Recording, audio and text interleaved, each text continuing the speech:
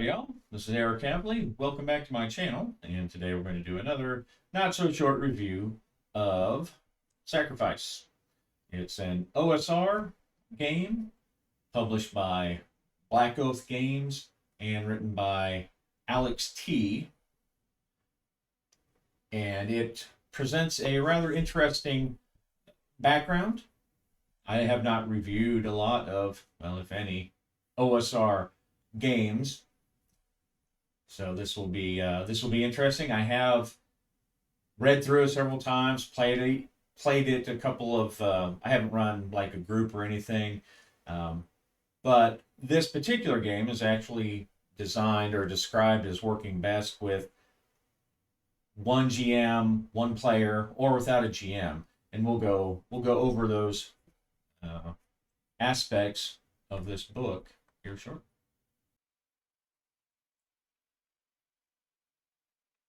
What I'm reviewing is the branded edition. If you look online, you will find another version, like the basic version or an older version. And it has a cover with this art on the front. This has everything in the basic version, and it has everything in the compendium and the solo rules and the extra class books for different careers, character types. That's all in here, plus some extra. So this is probably the one that you would want to get, unless I don't know, you're a collector or something.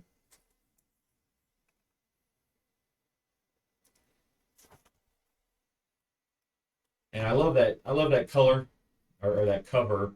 It's kind of like looks almost like a sword and a rose. But that's no rose. That's an S for you getting sacrificed. All right, so here's a little intro of what he considers incense and iron. And I'll be honest, when I read that out loud, I often end up saying something else if I'm not careful. And he talks about the different influences of the game and goes on and describes what he considers to be incense and iron. When I first saw the game, I thought that was like the rule system, and this is a game for, this is a setting book for a game called Incense and Iron, but that's what he would like to call this genre. But the steps that he describes, it's grimdark. And so I don't think that that's going to change, because this genre already exists as grimdark. And he cites Warhammer, fantasy to start with. So, but I wish him luck. I think the Incense and Iron is pretty cool. There's one, dark and violent, and you have the poor masses with an oppressive church. And oppressive churches are nothing new in role-playing games. And a strong dose of social and religious commentary. Now, when I first read that, I'm like, I don't really want your social or religious commentary, but there's no real doses of that in there, fortunately. I prefer my games without game designers' social and religious commentary. But like I said, you don't really find any. And this is talking about the game system. And it's a D20 with target numbers. GM decides the difficulty. You roll D20, add your appropriate skill or attribute modifier. If you're familiar with a lot of the OSR and some of the newer D20 rule sets, that's it. Character creation, 3d6. The character creation, the character that's meant to be played is an Inquisitor, and you're not limited to this. I'll talk about that here in a second. But the main character, the main thrust of the campaign is that you're to be this Inquisitor who was about to be sacrificed. You were betrayed, you're about to be sacrificed, and you escaped and survived because you're kind of a badass, because you're tough. So in this way, to represent that, you start off as a third level character. It's a 3 die 6 status, or a 3 die 6 attributes all the way down. It's all human, which is good. I'm a grumpy old guy. I don't really care for demi-humans. You know, all these weird. You know, they're basically rubber suit people, but they've got horns or tails or pointy ears or whatever. Um, I prefer campaigns that are human centric. Also, I'm not a big fan of magic systems, and this is perfect for that because there is no magic in this. There's no good magic. The only powers there are come from the evil forces. As branded, like I said, you start at third level, but you also get, there are some special rules for your character to kind of make up for one, the fact that it is supposed to be a GM and single player, so they buff him up a little bit, or solo, which is also good to have a little edge, especially in a D20 type of game where you might get killed in one or two hits. Standard array ability score modifiers. As branded, these are kind of the things you get to do. You can increase some of those, so you can either like really buff yourself out, or maybe cancel out, or at least mitigate a bad roll. You're branded, and it allows you to detect things, but it hurts you when it goes off. And you have this mechanic for basically trading constitution points to not be killed on the battlefield. Then there's luck, which is a meta currency. You don't have a lot of it. And then this mastery die, where you basically get to hit anybody you're fighting that's a lower level, which, to be honest, in this game, when you're starting, is not that many. So just about everybody that's not a bandit or a farmer has equal or more hit dice than you do. But you automatically hit them. So kind of like the fighter strike, where you get to attack multiple characters if they're less of a lower level than you are. Now, one thing that I do like about this system is when I do OSR, I prefer to have few and broad classes, or I like this, there is no class. It's a classless system. So every character that you have is the same. You differentiate your character by picking feats and combat maneuvers. Your character is a fighter, essentially. I mean, that's really, you have to be in the setting. There's really no, a fighter or a robber or something. It's a violent, dark world. You're going to be fighting somebody at some point. Now, it uses a list of skills. It has a list of skills, and you can individually increase these skills. The skills themselves, basically everybody has them. So in some way, I feel they're almost a little redundant. Since everybody has these skills, and you don't have a penalty for trying to roll against a skill, you're basically, for most of these, you're simply making like an attribute check. So that's why they feel a little redundant to me. But you can build them up and kind of focus your character one way or the other. As you start third level, you get to pick 3 skills that you can improve by +1. It uses proficiencies, which means that if you try to use something you don't have proficiency with, you roll at disadvantage. And sometimes those things you do have proficiency with, at least with the skills and feats, you can roll advantage, which basically means you're rolling 2d20 and taking either the better result or the worse result. For those unfamiliar with the advantage disadvantage rule, defense level, we call this defense level instead of armor class for some reason. Now, this does use feats, and I like the feats are pretty interesting. They have a wide range, and there's not a ton of them. Since it's classless, you don't have like 20 feats for each class. You have a list of feats, and you pretty much get to pick a feat every new level. And with each one, you can kind of guide which way your character's going, what kind they're going to be. And some of them are pretty cool. I like those. And they have this combat maneuvers. Those are kind of like feats, but they're only for combat. And I like these because it gives you a little extra choice, a few more options when you're fighting. You start off with stamina, and that goes up as your level goes up. And with each one of these, you pay a certain amount of stamina, and then you get something special. You can ignore armor, do a fast shot, you can feint, you do a standard melee attack, and you get advantage if you spend those stamina. Of course, you can only do so many. And you get one new combat maneuver every other level. I think it might have been interesting to maybe group them into, just so you would have more options to start with, because if you get to 6th level, you have two, or you'll have 3 combat maneuvers. But if you were to group them, maybe as basic ones, then maybe you could have some more options without getting too complicated.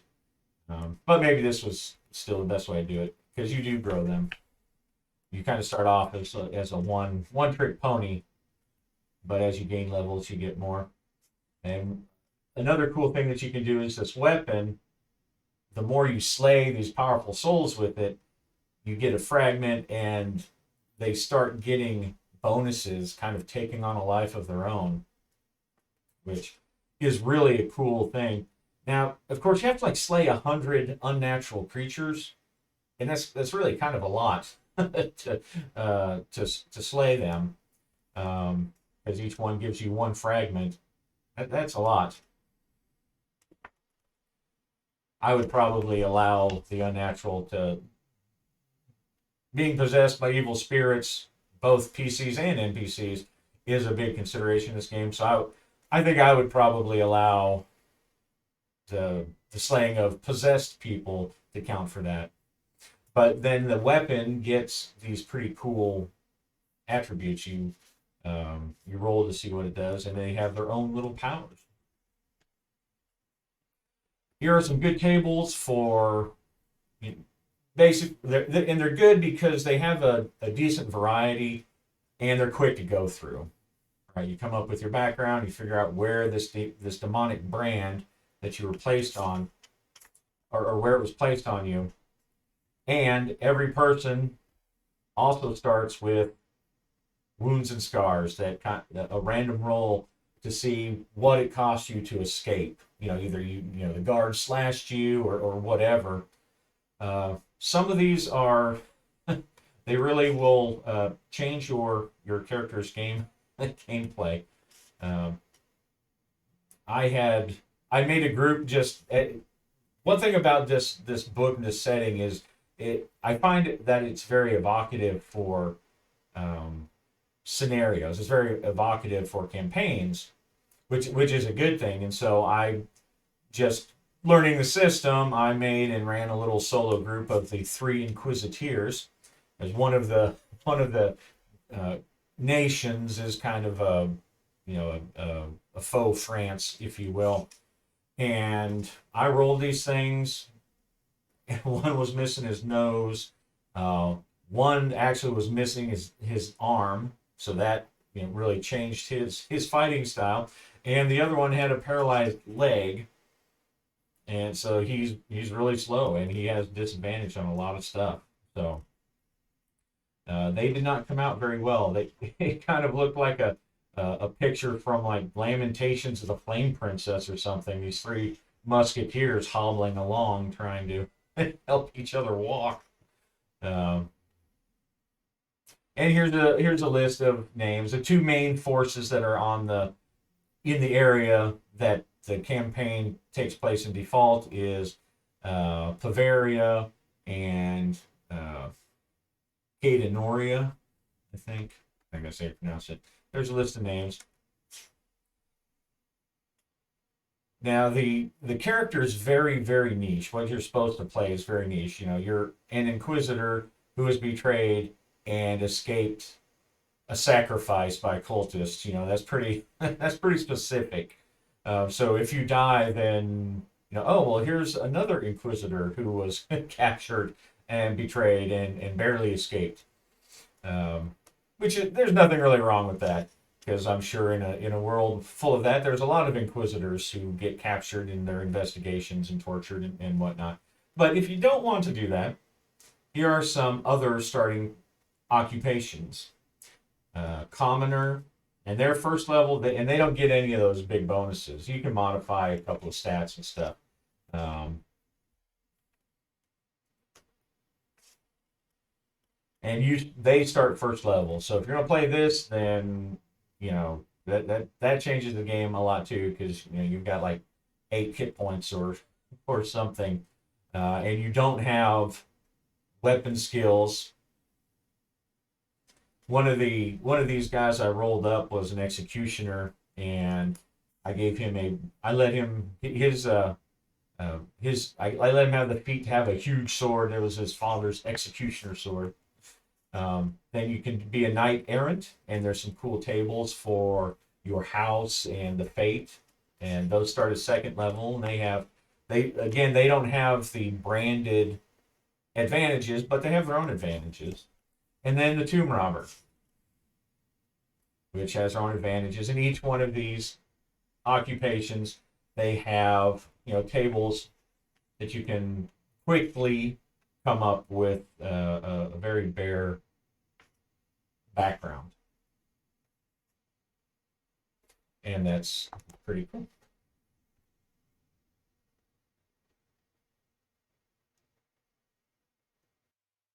We move on to gear section. Um, Uses the basic slot number encumbrance system, which I like those pretty well. They're pretty easy to track and everything. Um, Now it also uses a usage die, and I'm not really a big fan of usage dies. For me personally, they don't really seem like they help or speed anything up, you know. But it does make it hard to plan. If you have 12 arrows, then you just mark off 12 arrows.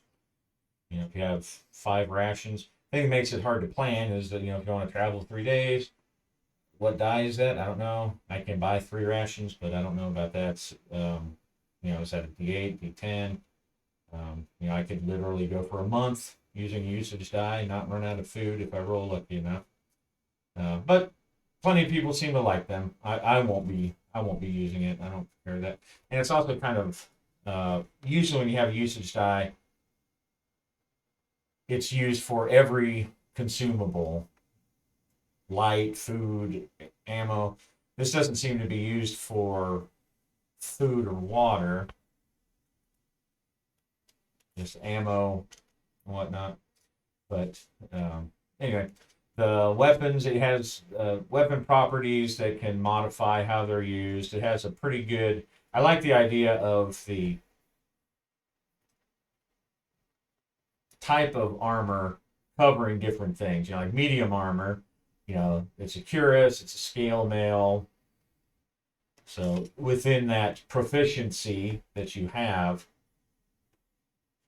it's you have different types of armor. And I like that. That's pretty cool. And I like that it has helmets. You can use a helmet, affects your perception, but gives you extra armor class. I like that. I like that use. And here's your common adventuring kind of stuff. All right, the how to play. It's a typical, D20 combat is D20 versus an armor class or a defense level. One thing that I noticed, and maybe I missed something, and if I did, please comment if you know better than I did.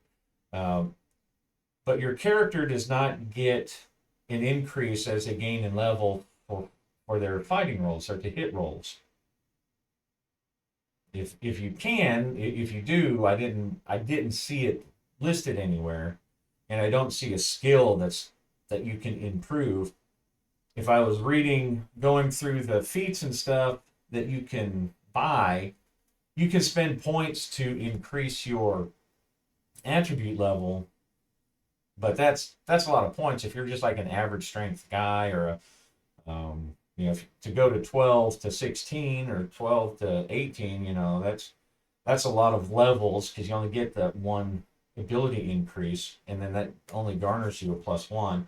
And there's something with your favorite weapon that give you +2, but I did not see anything that allows you to increase your two-hit roll in the sense that most D20 or OSR games have. I would probably, if I were to run a campaign, I'd probably allow the character to spend those points to increase their two-hit roll. Maybe either add it to a skill or just treat it like a bonus to the saving throw, whatever. It has individual at the beginning of turn initiative, and when you roll the initiative, I like that if they roll natural 1 or natural 20, it helps them or hinders them. If natural 1, then they freak out, they freeze up, whatever. Natural 20, and they get advantage. Simple moves or actions that you can use. And it has these really cool critical hit tables. I like these. And each one, regardless of how many hit points you have, there is a chance that the critical will kill you or them or the monster. One of the games I was playing, I had a guy trying to save his executioner commoner friend, and it was a close call. He was doing dual attack. Actually got 2 20s, and the second one was a decapitation on a guy. That was pretty sweet. I like that one because they were not doing well before that. And there's a cool fumble table, and you can use hit locations, called shots that have different effects to damage and whatnot.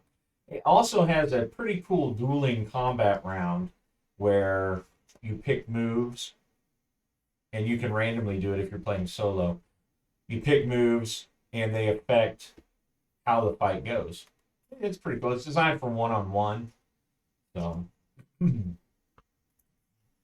of like, I guess, what Forbidden Lands uses with its little combat deck. Morale. I like this healing. Your healing rate is based on your current max HP, so that's pretty handy.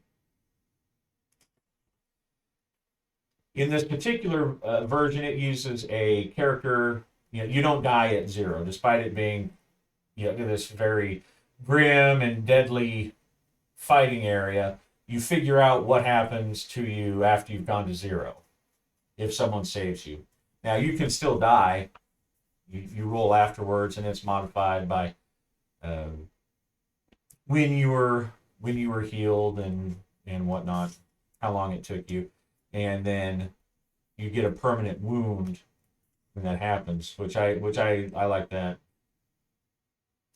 Your guy is going to be, if he lives very long, going to be battered and slattered. Fatigue and travel. The game itself works off of a hex crawl kind of rule set. You can move 3 per day. Now, it mentions it in the bestiary, but if you have a horse, you get to increase your movement hex by one by one each day. I didn't see it up here. It probably would have been good to list it up here. I didn't see it, but it has also like Forbidden Lands, a game I like pretty well. It has and I'm sure other games. That's just the one I'm familiar with. You move in and you make survival rolls, and if you don't make it, there's a table of mishaps, and it's pretty good. I like it. I like it pretty well.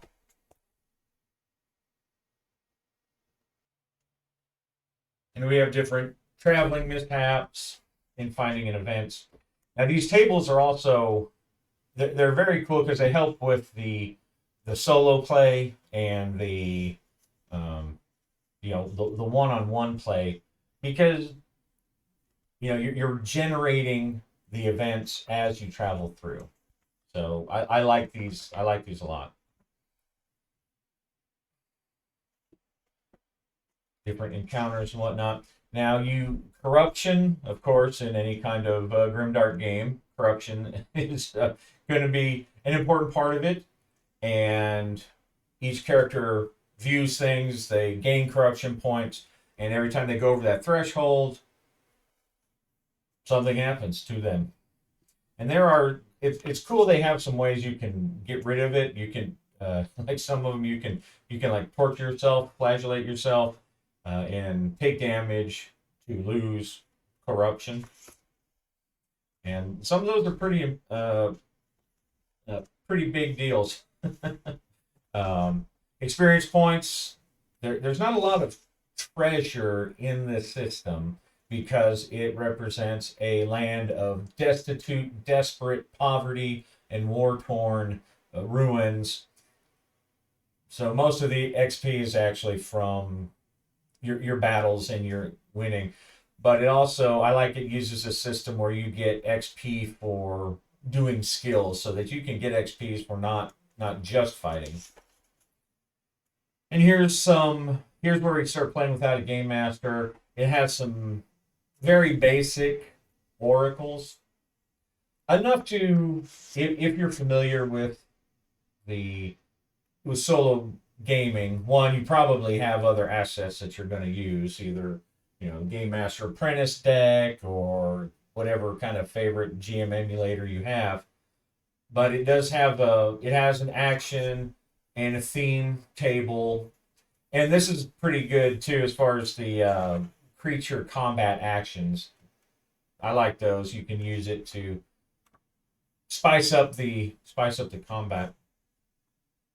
Here's some more of that artwork that really is, just fits the setting. It's like a Dark Souls, super demon setting. Now the demons themselves, they don't necessarily roam around like that. They're in hidden forms, but those pictures, there's a lot of undead spirits and stuff. Here's a little bit of history talking about the land. This is the whole world, and I think it generally is supposed to be kind of a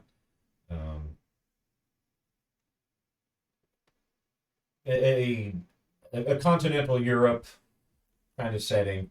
The kingdom of Bavaria kind of comes off as you read into it as like the Holy Roman Empire, and Cadenor Dominion is kind of like France, and then you've got the Holy See, the kingdom of Hapsa. So it's and I don't know if this is how the names were decided on or anything, but the like the kingdom of Bavaria kind of sounds like maybe Bavaria, and maybe some Pavia, where they had that big battle in 1525.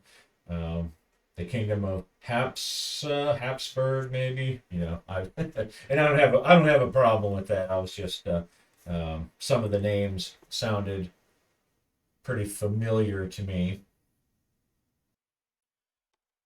But if you were interested in, say, putting this supernatural realm into a more historical, or one that had more details on kingdoms, you could always take a look at the 1520 Holy Roman Empire historical role-playing game by yours truly.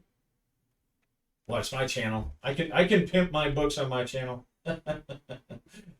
But while that is a historically based role-playing game, and it's not OSR, but the background information is all the same. Even though it is not, it's historical, there's no magic and stuff like that. Something like this, especially since it's low magic, you could easily transport somewhere else. In fact, you could move the whole concept into even like a Warhammer Fantasy, change the campaign to where this is how your Inquisitor started. And some interesting encounter tables.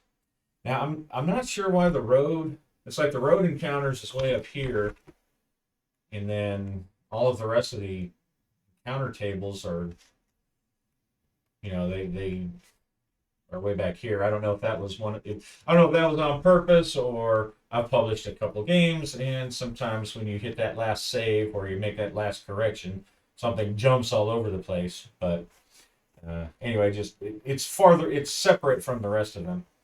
Here's the Kingdom of Bavaria. It gives some sites. It's just like a page and a half, enough to give you the flavor, especially since most of the stuff is going to be in the no man's land, or at least that's where it's intended to be. Then the Cadanor Dominion. It gives basic description of government, religion. Here's the Church of the Burning Light. And here's a discussion of the source of the demonic and a description of the 100 Years' War, which is what has turned the no man's land into this big wasteland that was once a bright land, or a fertile land.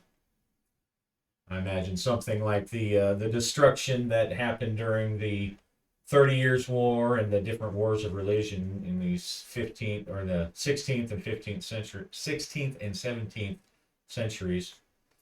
I'll say that's a big area though. That's like 500-600 miles across. That's a long way to go. I think it probably would have been helpful too to have a hex map, since it's a hex crawl. Maybe something that you can just overlay and then build. And that's easy enough to do. You can just print this out if you have the PDF and turn it into one. But I think it would have been helpful to have it. Information, some tables that are more setting dependent, like on the to the no man's land. And it's kind of cool because they also you determine the type of hex, whether it's civilized or wilderness, war torn, active battlefield, and they have different encounter tables, which is pretty cool.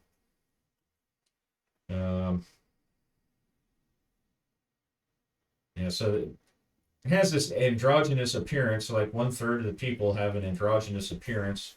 I don't know if that's supposed to be from the in the sense that you can't tell from a distance, or if it's some kind of like demonic possession, or it might be because it was inspired by an anime, and sometimes it's hard to tell with those characters in the anime.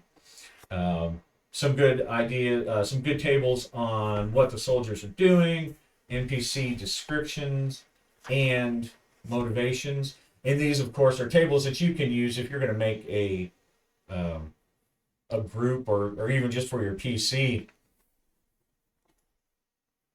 And weekly events, those are pretty cool because they could be directly to you, they could be someplace far away, and then you can just determine if they work into the campaign somewhere. If there's some kind of revolt or assassination, somehow those events might tie into your campaign in a session or two down the road. Events for the character. And some pretty good adventure seeds. Like I said, the treasure there's not a lot. And I like that too. But here's a list of some interesting things that you might find on certain types of people. They may not be worth a lot. A little bit of artifacts, which of course you would expect. They're demonic artifacts, so for every bonus there's some kind of price to be paid. And then you have your beastery. Now, one thing, as someone who's branded, you're described as you really shine out to the unclean spirits of the world. And when you encounter man or beasts, there's a certain chance that they will become possessed. And then that makes them tougher to fight. And if you end up getting possessed, then you could wake up not knowing what happened the night before. So the apostles are the big bad guys, the big demon dudes. And then here are the monsters. And what I said before is you may start off a little tougher at third level, but nearly everything has more hit dice than you, which is it's a tough, grim world. That's how it's supposed to be.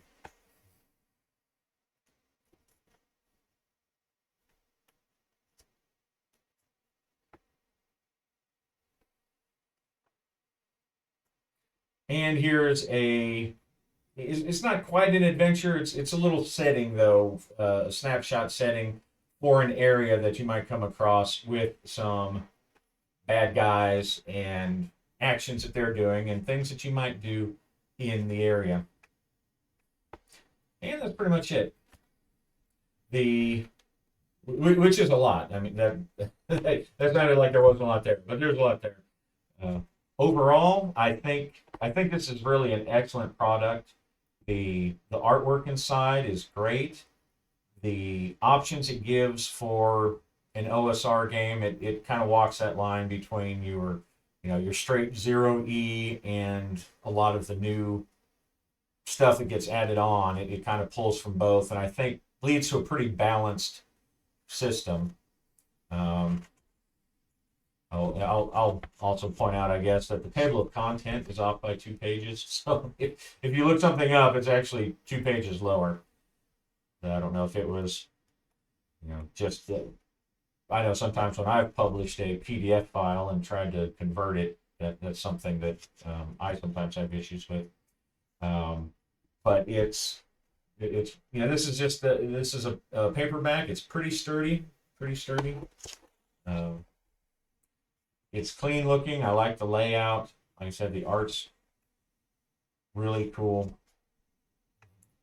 and it is a very it has a very interesting setting. And I guess part of that's because I like Grimdark, and it has just enough detail so that you can develop things without necessarily having to be tied down, so that you have a lot of room to make. As far as the solo stuff, it has a passable amount for things. Kind of the bare minimum. I would probably end up using a couple of more tools if I were to run a long term solo campaign in it. But what it has is it works well enough.